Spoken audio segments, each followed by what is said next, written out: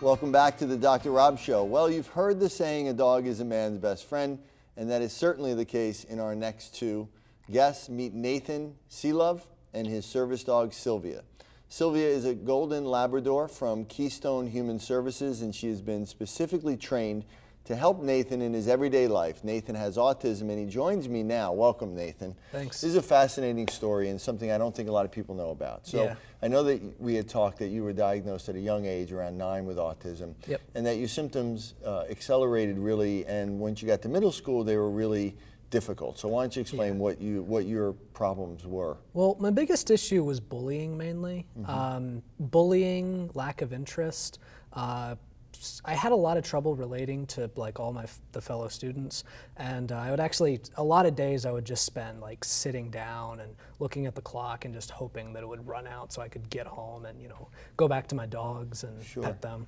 And that's what you said, that you really felt Yeah. at home mostly with the dogs that you had naturally in your family. Yeah, like when I went to my grandmother's house or a friend's house, like I wouldn't get homesick, I'd get dog sick. Right. And then you said that you had been working with a therapist, Yeah. and the therapist eventually suggested, hey, you know, we can get a dog for you, right? How did that come about? Well, first off, they realized that dogs really helped me. Like I was able to relate with dogs better.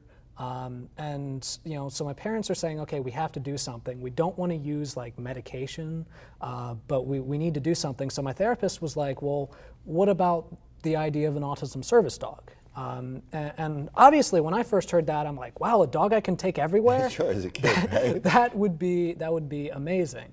So my parents, they started looking into it. They looked into several different service dog organizations, and eventually we found Susquehanna Service Dogs, which is part of Keystone Human Services. And so we contacted them, and this was, you know, first when I was in 5th grade, we contacted them. And we were put on a waiting list for about a year and a half, and then they brought us in, and you know, they saw how I reacted or interacted with demo dogs, and then they brought me in to meet other dogs for meet the dog sessions, where I'd meet dogs that were at the point of their training, where, you know, they wanted to, they were ready to be placed. That must have been fun. Oh yeah, yeah, I got to meet so many dogs, and I was happy. I loved those dogs. Well, you know, that's great. I mean, I think that it's important that people know that they can do this, and they Yeah. can contact either Susquehanna or other service dog providers, and that's great. Yeah. Now, the two things that your dad was saying that it really helped with, which are, again, fascinating, I think, is the fact that a lot of people with autism have stims. Yes. And you had a stim, where you said you would bite on your shirt, or Yeah. you... Yeah, I would bite on my shirt, like I would chew on my shirt there. I would come home and my shirt would be soaked. There would be holes all through it. It would And so be that gross. also made you stand out from other kids and made you look Yeah. a little, you know, it made it hard to socialize, right? Didn't help the bullying. Right. So the thing that your dad was saying that the dog helped with was redirect your stim. So instead of doing that, you would go and pet the dog, and now she kind of knows when you're doing that, right? Yep. Well, it's kind of a part of it is her knowing when I need her as a stress ball for sensory, and part of it is me knowing, okay, you know, I need to use my dog. My sensory levels are starting to go badly. I need to bend over and start using my dog to calm me down. And the other thing that your dad was saying was really fascinated me was the fact that you couldn't read people. Nonverbal communication is obviously the problem in autism, and you couldn't read when you were stressing out other people or if you were making them uncomfortable. But your dog would react in a way where she wouldn't come to you, she would avoid you. And that kind of taught you how to be able to monitor your own reactions to make her feel comfortable. Is that correct? Yeah, it was almost like she was a bridge. She was a bridge between myself and other people. Yeah, because then you were able to then translate that into people, and then you were able to read her emotions, and then that allowed you to modify your behavior and then translate it into reading humans. I would learn what I needed. I would learn what I needed to do to keep her, you know, keep her happy with me, which eventually just made it easier for me to learn about other people. Right. You know, I saw nonverbals in her, and I started seeing, oh wow, humans have these too. Right, and it literally tells us that it literally actually improved or maybe even changed those areas of the brain that are related to autism. And you also said that she helps you pick up girls, right? Yep. I do have a girlfriend. I've been with her for about 9 months now, almost 9 months, and it was a conversation starter. You know, Well, dogs and babies are always good for girls, right? Yeah, and It's really fun it's really great to be in a relationship, but when you're autistic, you have all these instances where you don't know when you're supposed to tell the truth and when you're not. Like, You know what, that's going to be we're going to have you back just to talk about that conversation. That's universal, by the way. So thank you so much, Nathan. It was great. You and Sylvia, beautiful. Don't go away, because when we come back, Carolyn is joined by some other moms who have some great advice and tips to share with other parents of special needs children when the Dr. Rob Show comes back after the break. And thank you again. Really great.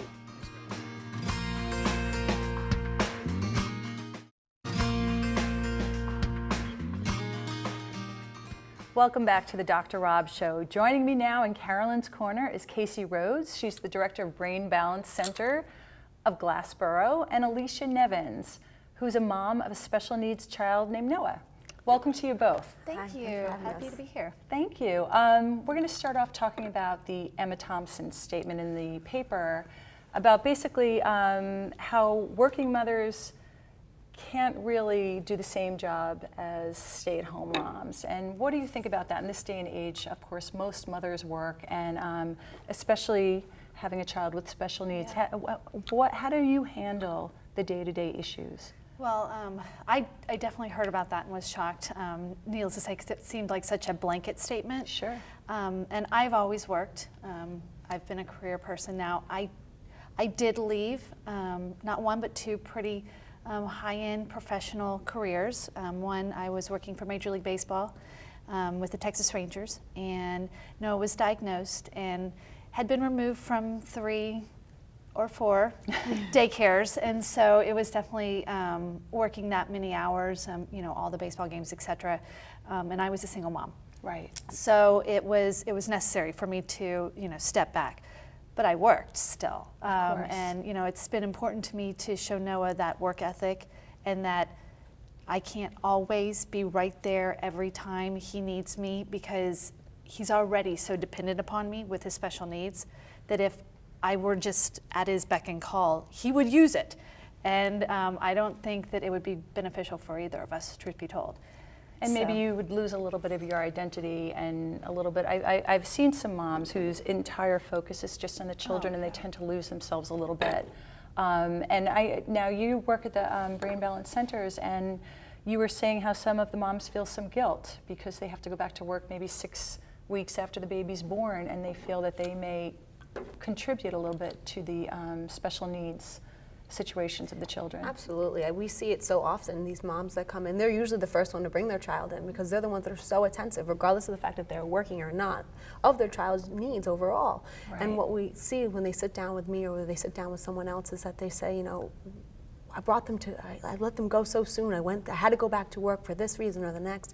And they feel as if it's their fault that their child has the challenges. But in all reality, you're doing the best for your child, whether that's being at home or being at work. And there's no smoking gun of what caused your child to have the needs that they do. But they shouldn't feel guilty at all. They should feel proud of what they're doing for their child and how that they're providing for them the best way that they can. Absolutely. And we also know that autism starts in the womb. Mm-hmm. So now, how do you feel about your changes in life? How do you feel about letting go of a high-end job and giving more time to Noah? Oh, well, I wouldn't change a thing I've done. I mean, I've been able to, allow him to have the best therapies that I think could have ever happened. When Noah was first diagnosed, it was pretty transparent that he was not going to be mainstreamed, and he was pretty severe. But through many years of therapy, he's definitely mainstream. That's great. I thought I could go back to a full 40-plus hour work week again, but when Noah was actually taking a little bit of some setbacks, and so he ended up enrolling in Brain Balance, 12-week program, and so I went ahead and took another step back in my career. Unfortunately, I have a great partner. Husband who allows me to, have less hours. So I'm about 30 hours a week. Which is perfect. Oh, it's perfect. And it's flexible too. Like, they allow me to kind of shift my work week around, and as long as I get my stuff done, it's Absolutely. Good. So you must have a lot of working moms in Brain Balance that come in and have to balance everything, but Absolutely. they do it. They do Yes, it. we see it all the time, and it's what's great about our program. It's not just about the child; it's a full family approach, and we're asking the families to not only be attentive to their needs, but attentive to their own. We always say to the mom, well, before you're about to help your child, can you help yourself? Do you feel as if you're ready to be able to have this time and this commitment to be able to help your family? And whether that means like what you did, taking some extra hours off of work, or whether it means having that work so that you have that time away so you can recharge yourself. That's exactly what we see all the time. People being able to make a schedule and knowing what needs to be accomplished and then getting all of that done and then seeing the results at the end of it all. Absolutely. And you can certainly have both. You can be a Yes. great mother and you can have a career and balance both, even with a child with special needs, with the special foods, with the therapies and everything. I commend you. I really do. I commend you. It's not an easy job, and I commend you too for working with the moms. So, ladies, thank you very much for being here and for your wonderful advice. And back to you. Over to you, Rob. Thank you, Carolyn. I would like to thank all of our guests today and to you at home for watching. Remember, we're always here for you and there's always hope. We will see you next week.